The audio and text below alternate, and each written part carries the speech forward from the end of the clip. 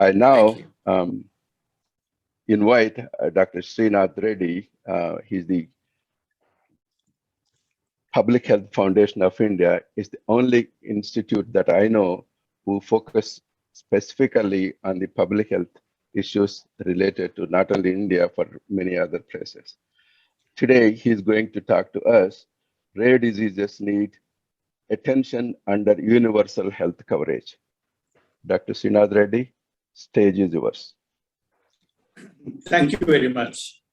I think the stage has already been very well set by the presentation by the WHO leader on health promotion in terms of emphasizing the need for countries to pay attention to rare diseases, but utilize the SDG framework and particularly the universal health coverage framework for addressing these diseases. Indeed, when SDG 3.8 as the target asked for universal health coverage to be implemented by all countries as an important platform for all other health system actions, but essentially stressed that affordability and avoidance of financial hardship is very important, but they also stressed access to vaccines and technologies as well within that. But if universal health coverage is indeed going to be the driving force for health systems to deliver on all other targets of the SDG 3, which is the health and well-being goal, then we must really look at rare diseases also as part of that spectrum to be covered. As far as India is concerned, the National Health Policy of India also enunciated its commitment to universal health coverage in its very preambular section, which defined the entire driving thrust of the national health policy. So in 2017, the National Health Policy said the goal of the policy is attainment of the highest possible level of health and well-being for all at all ages.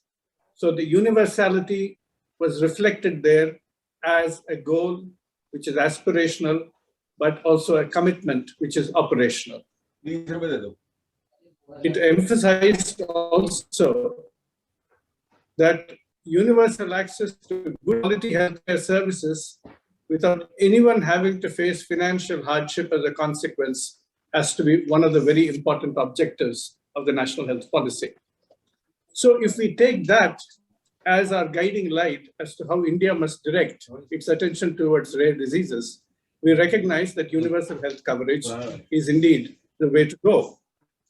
When we talk about universal health coverage, we recognize that the WHO has defined it as every person having availability and access to quality health services that they need without having to face financial hardships.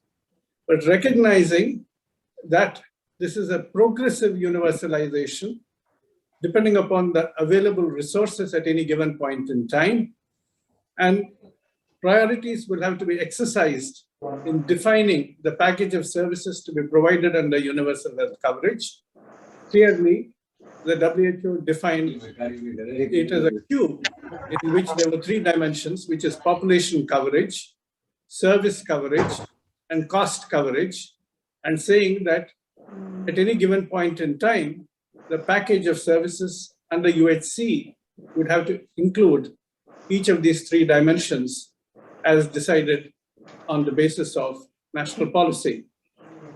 And those choices will be usually made on the basis of burden of disease, on the potential impact of interventions in order to alter the burden of disease, the cost effectiveness or extended cost effectiveness, which also means how much of, not only how much of health for the money, but how much of financial protection is also afforded by the chosen intervention. Health system capacity to deliver all of these interventions in the package, and inevitably also taking into consideration the vulnerable groups of the population who need to be attended to. Because if equity is to be considered as a very important criterion, apart from all of these other criteria, and equity is indeed the life and soul of public health, and indeed universal health coverage must also have equity as one of the very important considerations, then the attention to rare diseases becomes absolutely important. Therefore, the goal of a health system is to be efficient, effective, equitable, and empathetic. And here, rare diseases obviously have a tremendous role to play. But when we talk about equity, particularly in the context of universal health coverage, frequently it is interpreted as everybody having the same level of services, the same package of services, without discrimination. However, while that is absolutely important in terms of horizontal equity, where a package of services has to be available with whatever cost coverage to everybody in the population, and usually primary health care, several elements of secondary care, and at least the life-saving elements of tertiary care are included usually in the beginning package itself. However, there is also one other dimension of equity, which is vertical equity, which means there are population groups which have suffered huge health inequities or are highly vulnerable, and therefore they require special attention or additional allocation of resources or a greater focus of health services. And therefore, when we look at trying to combine both the horizontal and vertical elements of health equity, rare diseases become very important again. So we are really looking at services which are going to be available, accessible, affordable, and appropriate for everybody, including persons with rare diseases, as an important commitment of universal health coverage. But this is easier said than done unless the health system is ready for it. And therefore, we require the health system to be capable of early recognition, timely referral, appropriate treatment, and follow-up as needed. And usually, the delays occur because the primary healthcare system, which is the broad base of an efficient health system, is usually not well informed about rare diseases. Apart from primary care physicians and other personnel involved, even pediatricians in general are not very well trained for the recognition of rare diseases, and that entails a huge amount of delay, and therefore valuable lives can be lost or important life-saving interventions can be greatly delayed. And therefore, the whole idea of looking at how best we can actually identify these vulnerabilities early on and recognize that there is a life-saving potential, this becomes absolutely very important. And therefore, we have to invest in primary care and in training of pediatricians as well, and primary care physicians and other personnel involved in the care of these people with rare diseases. And therefore, we have to influence the nature of training in medical schools and nursing schools to make sure that this recognition is not a lost art, resulting in avoidable delays. And of course, pediatricians too require that type of training. So when we are talking about the United Nations and the WHO talking about build back better, actually we need to build forward better. We need to build forward, broader and fairer, broader in coverage, broader in its emphasis on primary care, and fairer as well, ensuring that inequities are avoided. And that is where rare diseases would fit in. And particularly when we are looking at children with rare diseases, I believe there is a societal responsibility, which is a collective custodial responsibility. When we believe that children are to be taken care of by society and protected by society, and indeed some of the countries even look at child abuse in a very wide definition of child abuse, and separate children from the parents too if there is any evidence of child abuse. Why is it that denial of life-saving treatment to children is not considered a custodial responsibility that all of society must discharge? Therefore, there is a moral element and an obligation that society has to look at how rare diseases, especially in children, are looked after. And when we are looking at health inequities and vulnerabilities, that moral responsibility all across life too. As far as India is concerned, India has invested recently in a rare disease policy, and the policy document has now become set up a national registry under the Indian Council of Medical Research, the National Policy of 2021. It covers genetic diseases, rare cancers, infectious diseases, which are mostly tropical, and degenerative diseases. And these are covered now under the Rare Diseases Policy of India. This policy covers 3 categories of diseases. Group 1, requiring one-time curative treatment, like osteopetrosis and immunodeficiency disorders. Group 2, diseases that require long-term treatment, but cost is low. That means it's affordable for the system. And Group 3, those needing long-term treatments and where the cost is likely to be high. The government of India has suggested that about 15 lakhs can be allocated for one-term treatment of children with those conditions where you can actually have a one-time treatment bringing a good response under the Rashtriya Arogya Nidhi to the beneficiaries of the Pradhan Mantri Jan Arogya Yojana. I'm sure Professor Vinod Paul will talk more about it. For Group 2, the state governments have been asked to try and provide special diets and hormonal treatments, etc., as needed for people with rare diseases. For Group 3, there has been an appeal to collective societal response, particularly philanthropy, because their long-term treatment, which is costly, is likely to be required. So essentially, the whole idea is to mobilize all of society into this effort to respond to the need to provide the needed care. The interministerial committee has been set up at the national level. An administrative committee also has been set up to develop guidelines of which provide guidelines on which diseases to fund. I believe that it's not just a question of care, but also the whole area of research that has to come into play.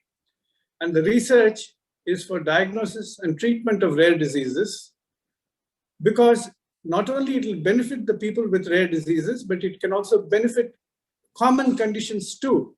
It can open the pathway which can actually provide benefits to people with not so rare conditions, in fact, common conditions. And we know this, for example, just as a pure illustration, the PCSK9 inhibitors, which were developed for treatment of familial homozygous hypercholesterolemia, are now being used extensively in the management of a variety of dyslipidemic disorders.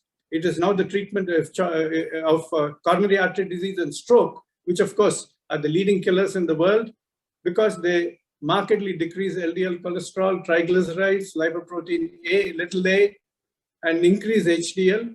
They have a tremendous broadband impact on the lipid profile, which many other lipid active agents do not have. And all of this was possible because these were actually developed initially for a rare disorder, for familial hypercholesterolemia, which is homozygous. Therefore, and it was actually now being also used in statin intolerant patients as well as others too. Therefore, what we really need to look at, and it has very less side effects, it's more effective than ezetimibe for statin intolerant patients.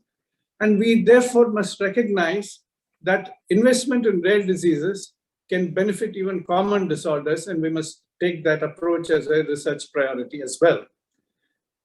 And we definitely must look at how biologicals and biosimilars, which are the big emerging field in therapeutics, can also be directed not only to rare diseases, but look at their potential for wider application, but which also emphasizes the need for greater investment in that research area for rare diseases to begin with. Finally, to conclude, I would say that all physicians and pediatricians have a particular responsibility to espouse the cause with a greater emphasis on advocacy and taking a principled position when required. And here, I am inspired by the story of Harald Hirschsprung, the Danish physician, the pediatric gastroenterologist, who basically started looking at rare conditions when his doctoral thesis dealt with congenital atresia of the esophagus and the small intestine. And he later published an account of the congenital dilatation of the colon, which acquired the name the Hirschsprung disease. But that's not what interests me here. What interests me is that he was instrumental in establishing the Queen Louisa Hospital for Children, named after the Queen of Denmark. The Queen requested that biblical verses be displayed over each bed where the child was being treated. Hirschsprung refused, and he put up pictures of animals which were mounted on the over the bed of the children, so that they could be amused, interested, rather than being distracted by verses that they did not understand. The Queen refused to enter the hospital named after her, but Hirschsprung remained adherent to his principles. Therefore, I believe that we must prioritize our patients, and particularly when they are children with rare diseases, and take up a principled position of advocacy and persuade the authorities to see our viewpoint and ensure that universal health coverage provides attention to rare diseases for everybody on the ground of equity, which is the life and soul of an efficient and equitable health system. Thank you very much.